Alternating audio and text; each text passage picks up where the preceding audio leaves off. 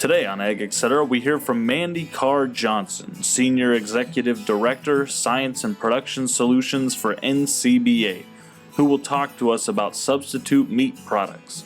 She will compare and contrast substitute meat products with real beef, talking about nutrition, sustainability, and marketing. And then we will end with Clint Wallachek, talking about the growth of certified Angus beef worldwide. Stay with us.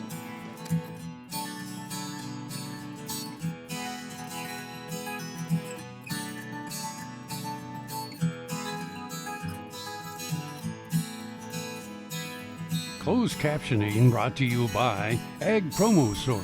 Together we grow. Learn more at agpromosource.com. This segment brought to you by Kansas Regenerative Medicine. Your stem cells, your health, your life. When we transition into safety, a couple of points to know is what these alternative products, particularly as we transition from the plant-based to the cell or often termed laboratory-based products, their goal is, again, to play on some of the key issues that consumers are concerned about. And you see here from an article in Food Technology Magazine, which is an industry magazine, but it often publishes things on very different topics. And in their January issue last year, it was a feature on what would the world be like animal-free, meat-free. And they showed really the perception and goals of these lab-based or cell-based companies is to, again, play on the emotions of consumers that we use too many antibiotics, we don't utilize them properly, and that leads to antibiotic resistance. And the way we raise beef and the way we process beef today is linked to Salmonella and E. coli, and their process would have none of that. So they are playing on those emotions and then working to build a system which they believe will eliminate those challenges. When we look at the realities for beef, a couple of facts. Cattle producers have been investing in beef safety research since 1992, and many processes have changed, interventions have been put in place, techniques have been changed that has made one of the safest food supplies in the world.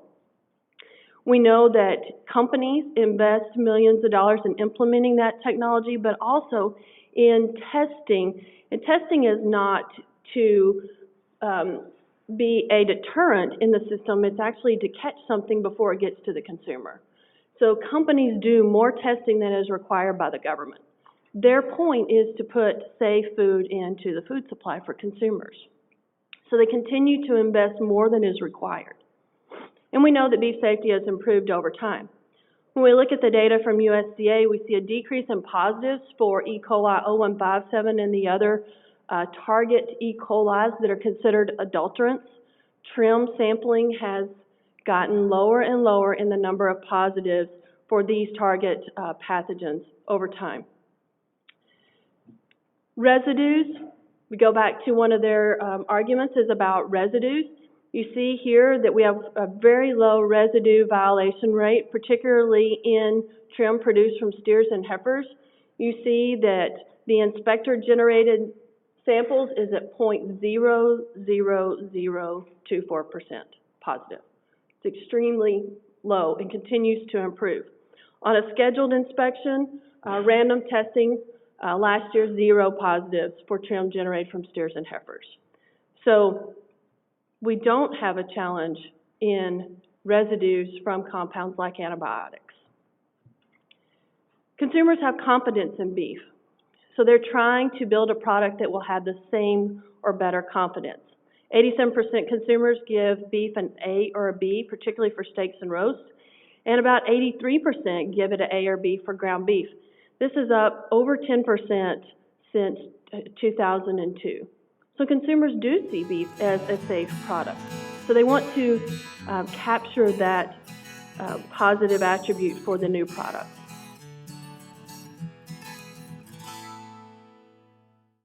To see this show and past episodes of Ag AM in Kansas, go online to agaminkansas.com. Next time you see a beautiful field of corn, reach out and thank the farmers who work tirelessly to raise corn. For livestock feed, renewable fuels, and exports to feed a growing world population.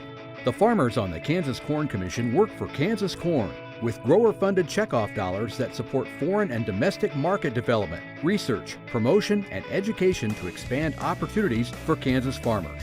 To learn more, visit kscorn.com.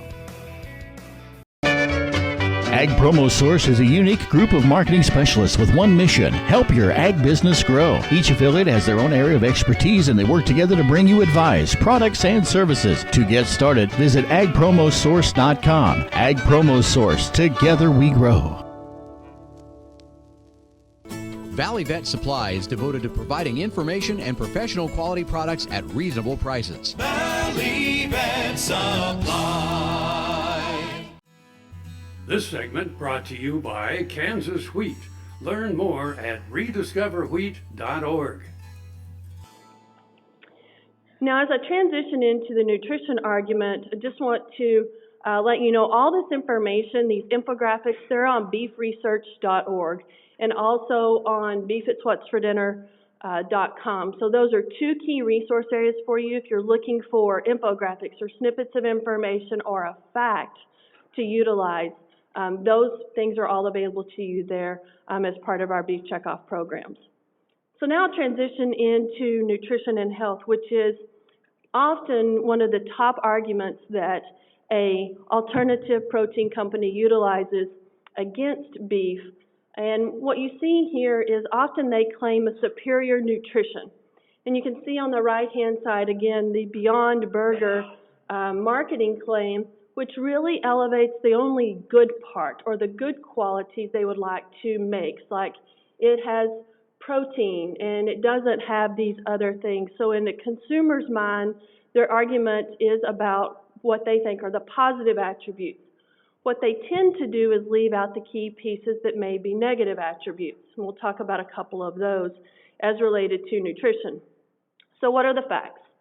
The facts are that beef supplies vital nutrients across the lifespan, from beef as a first food in infant feeding all the way through the life cycle into elderly care and nutrition and muscle mass maintenance. You also have calorie for calorie and serving size to serving size. Beef has the highest quality protein compared to the alternatives. Beef is a low sodium food. You'll understand why that statement is critically important in a moment. Beef is leaner today. You heard in the previous presentation we are producing more choice and prime, but when it comes to the retail case, what's available for consumers today is leaner than it has been in the past.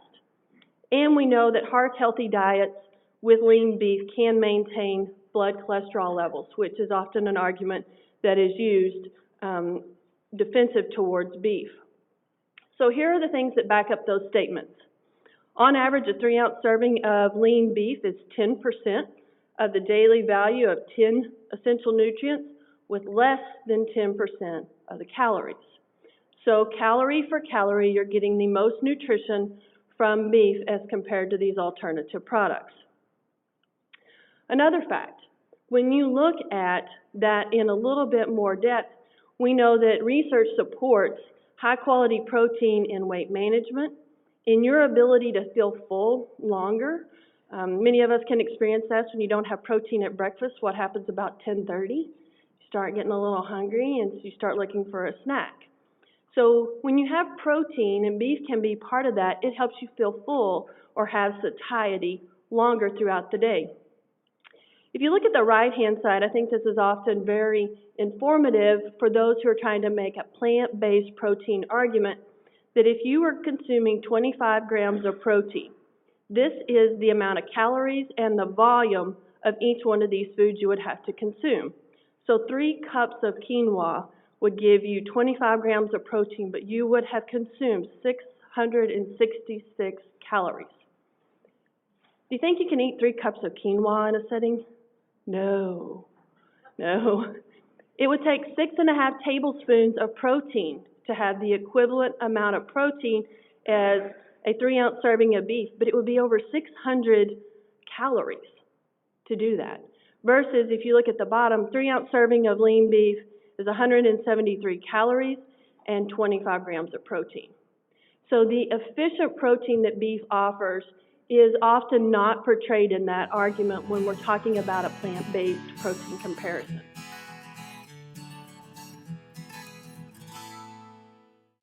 Sure Crop Fertilizers was started by my father, Don Sherman, and my mother, Shirley Sherman. Family business that started in the 80s. We predominantly focus on plant nutrients and what we can do to give growers better responses with the fertilizer dollars that they do, and what we can do to make those things work better for that grower. We're based out of Seneca, Kansas. We work with growers in their soil analysis to figure out what they need, and then we can put those in a blend that gives them the best results, and so that we can deliver that direct to their farm so that they have those nutrients where they need them, when they need them, and so that they can apply them in a manner that's very efficient to them and works well on their planting systems and what they're doing. Sure Crop Fertilizers has been around for a long time. We always say we're big enough to take care of everything you need, but we're small enough to do it quickly. You can get a hold of us at 1-800-635-4743. Our website is surecropfertilizers.com, and you can always email me at Corey@surecropfertilizers.com, and with any questions you have, and we're glad to answer and work with you. The new Better Horses Network is worldwide, presented by Lucas Oil, featuring worldwide radio and TV with iconic hosts like Al Dunning, Sharon Camarillo, Ernie Rodina, Lindy Birch, and Craig Cameron. With American Cowboy, Horse and Rider, Brushy Creek, Cavenders, and Ride TV. Worldwide radio and TV, the all-new Better Horses Network. My name is Bill Meredith, and I farm about 7,000 acres. We raise about 150 head of longhorn cattle. It was real frustrating for me to not be able to have my hands on it. When I'd come down in the morning, almost cry because my back was hurting so bad and my memory was so bad, and I'd been to Mayo's clinic feeling like it was nothing was happening as fast as I'd like to see it happen. My land guy come and pulled up beside me and he asked me how I was doing. I told him I wasn't doing worth a darn.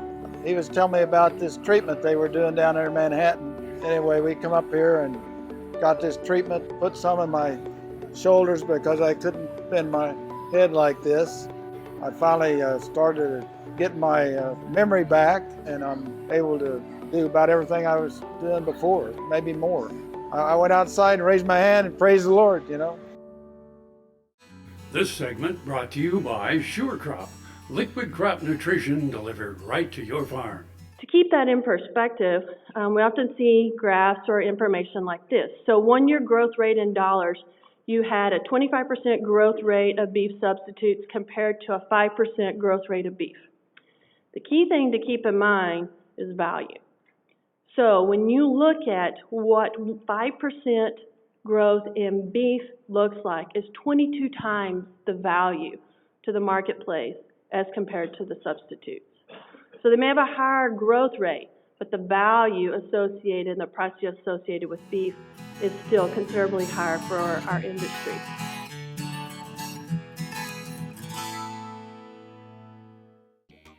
The Kansas Wheat Innovation Center in Manhattan is rediscovering ways to get improved varieties and new genetics in the hands of farmers faster. Grower-led and checkoff-funded research initiatives are bringing about positive change. This grassroots leadership provides a strong voice in Topeka and Washington, D.C. Now is the time to partner with Kansas Wheat in moving wheat forward. Kansas Wheat Commission and Kansas Association of Wheat Growers, farmers investing in their future and yours. Log on to rediscoverwheat.org.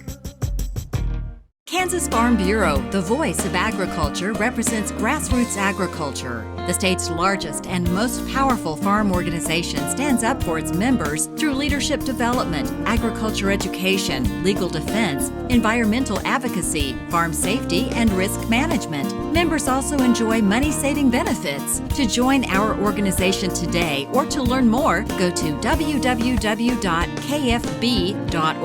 or find us on Facebook and Twitter. What if U.S. soybean oil were an industry sensation?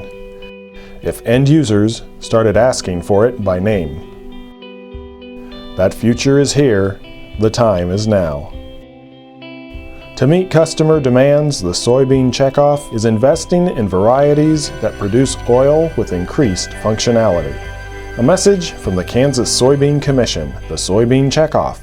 Progress powered by Kansas farmers.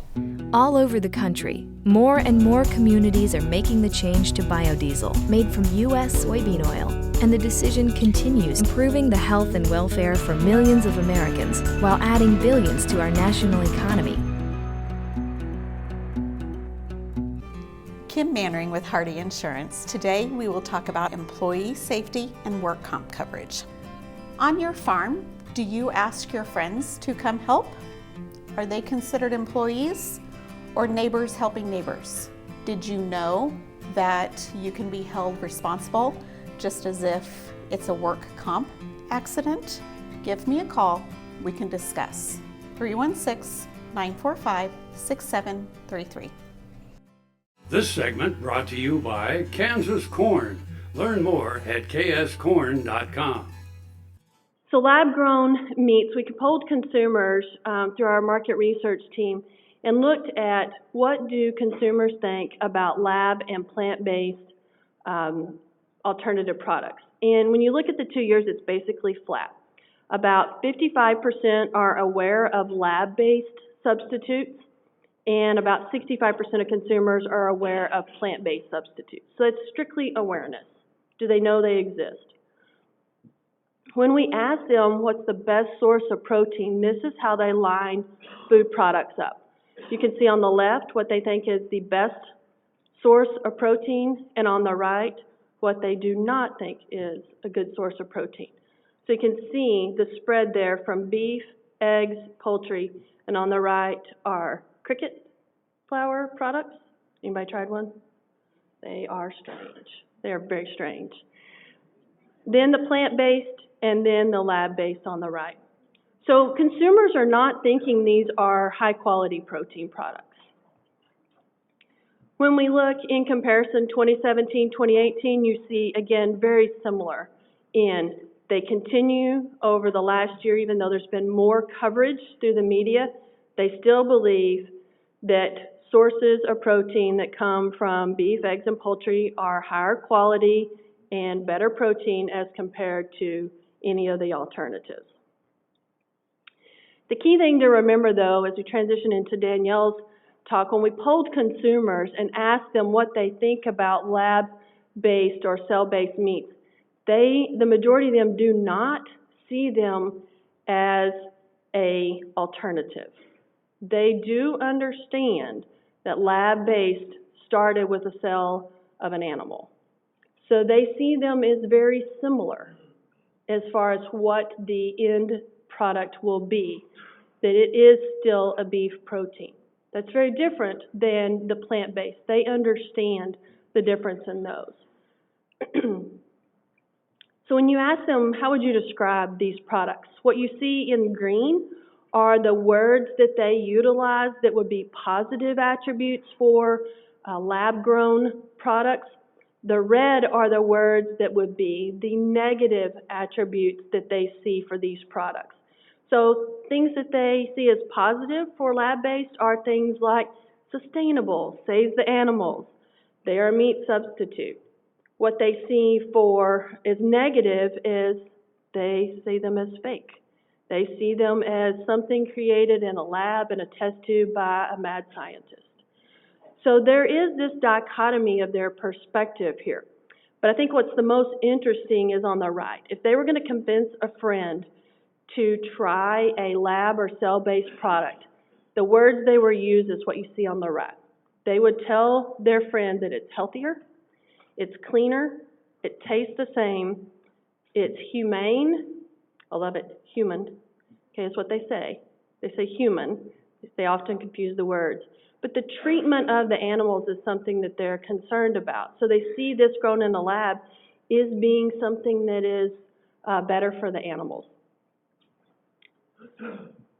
So lastly, as Danielle comes up, I just wanted to share with you particularly the things on the right. So we talked to consumers. What do they see as the most positive attributes of the lab-based products? And that's where the blue lines are important. So you can see what they think are the strengths of those products are sustainability, clean, healthy, responsibly produced or raised. What our strengths as a beef product are things like taste, fewer ingredients, less processed, and even safety.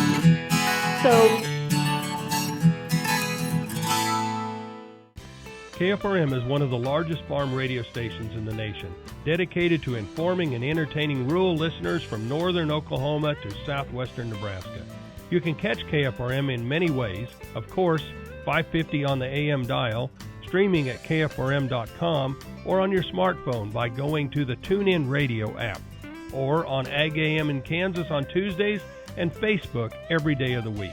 KFRM, tune us in. You'll be glad you did. This is one of my favorite bits that I make. The name I give this bit is a derby bit. I had a roan head horse that was running through the bridle with the chain bit, and I made this bit here. It really worked good on that horse. I sent this bit to Donnie McNeese, who breaks in cattle for Jeff Smith and Ike Cox, and I said, ride this bit on a lot of horses, see how you get along with it. They did. He said, Bull, that's really a good bit. Fits a lot of horses. Then I give this bit to my good friend Brent Wright, who I make bits for, and I said, see how this bit will work on a reining horse. I call him up a couple months later. I said, Brent, how you getting along with that bit? And he said, good. He said, you don't need it right this minute, do you? And I said, no. He said, good, because I'm down here in Texas and I just won a big futurity riding that bit. And when Brent got home, he gave me the buckle that he won the futurity with. I'm really proud of that buckle that Brent Wright gave it to me, and also that he got along so good with my bit. Next time you see a beautiful field of corn, reach out and thank the farmers who work tirelessly to raise corn for livestock feed, renewable fuels, and exports to feed a growing world population. The farmers on the Kansas Corn Commission work for Kansas Corn with grower-funded checkoff dollars that support foreign and domestic market development, research, promotion, and education to expand opportunities for Kansas farmers. To learn more, visit kscorn.com. What does a brighter, more sustainable future look like in our cities and towns, and how do we get there? When New York needed an alternative fuel source to reduce carbon emissions, the city found what it needed in biodiesel made from U.S. soybean oil. Kim Mannering with Hardy Insurance. Today we will talk about umbrella coverage. Did you know that if your cattle get out, you could be held liable for that? Call me. Let's have a discussion. 316-945-6733. This segment brought to you by Kansas Soybean Commission. Progress powered by Kansas farmers. Exports, a favorite topic for cattlemen everywhere. Packing Director Clint Walenchek says 2018 was an exciting year for the Certified Angus Beef brand. He breaks down the numbers like this. We finished the year specific on the Certified Angus Beef brand export side of things, up 16% year over year. But when you look at the cumulative growth that we experienced over the last 3 years, that number actually goes to a 75% increase. 80% of the brand's export business is divided between our neighbors, Canada and Mexico, along with Hong Kong, Japan, and South Korea. Then there are the less expected markets. We do see some smaller markets that still play a very important role in South America, the Middle East, and Asia as well. So countries like Peru, Chile, the Dominican Republic, in the Middle East, Kuwait, and the United Arab Emirates, as well as Taiwan back on the Asian market.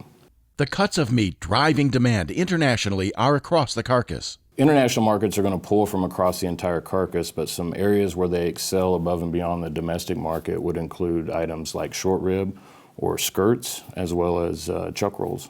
What does that mean for cattlemen? More money in their pockets. U.S. Meat Export Federation would quote that export business generates about $320 per head for every fed animal. And so when we translate that back to a live cattle price, we're talking 18 to 20% of the total animal's value generated through those export business. In short, international market development is a good investment. I'm Bob Cervera. Closed captioning brought to you by Ag Promo Source. Together we grow. Learn more at agpromosource.com.